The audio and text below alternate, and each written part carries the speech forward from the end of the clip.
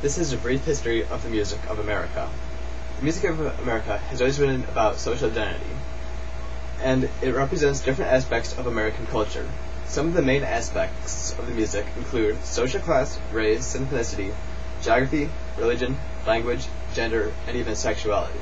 All forms of American music tie in with at least one of those aspects. And also, most genres of American music are a mixture of different sources and cultures. Folk music has been one of the most wide and expansive genres. It exists everywhere in the world because it is mostly geographic in nature.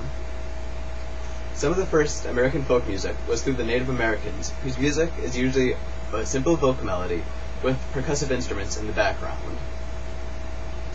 That also gave birth to spiritual music.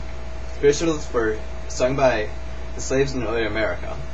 They were called spirituals because they were expressions of religion, and rises in interest, growing size in groups, and the growing popularity gave birth to the genre known as gospel. The first colonists from Europe to America brought a taste for European classical. Many of the early American classical composers tried to be European in style, but could not quite do it. All of the other American forms of music affected what happened in American classical.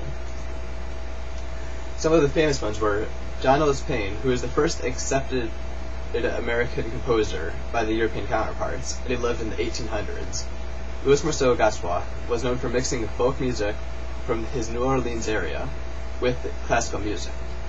Two of the main American composers that were famous in the 20th century were George Gershwin, who wrote classical music that was affected by the pre-jazz music known as ragtime. Another famous one was Aaron Copland, who used folk themes in his classical music. And both of those last two were from the New York area. And then came blues and gospel. African-American folk music was a direct cause for both blues and gospel. Blues started as a call and response with little or no accompaniment, and then ragtime came out of it with a mixture of blues and European tuned basses. Blues became popular in and of itself during the 1920s. And then came jazz, which is all about self-expression. It was made by swung rhythms and blue notes. The key of jazz is in the improvisation, and not in what is written on the paper. It became popular in the 1930s with the swing music in the big band era. Jazz ways of music, and the way it was structured, affected the rest of the American music world. One of the things was country, which was a blending of African-American blues with the spirit and spirituals with Appalachian folk music. Fiddles, banjos, and guitars were the most popular instruments. Popular country now also has pop music sound and style. There was also R&B and soul, where R&B stands for rhythm and blues, which is at its very core. It was made of usually a small horn section with a larger rhythm section. And also, some of the music of gospel evolved into soul music. And then also, it came into funk music and disco.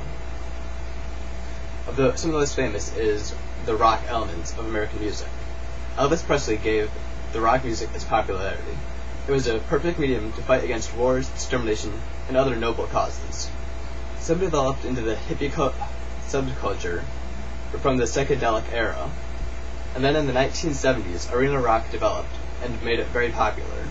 And also, punk music and varieties of it, such as grunge, began to be the most rebellious forms of rock music. Later, some of them evolved into a heavier core, also known as metal. There have been many different forms of music, and they've been diversified through the years, but they still share some of the very same roots.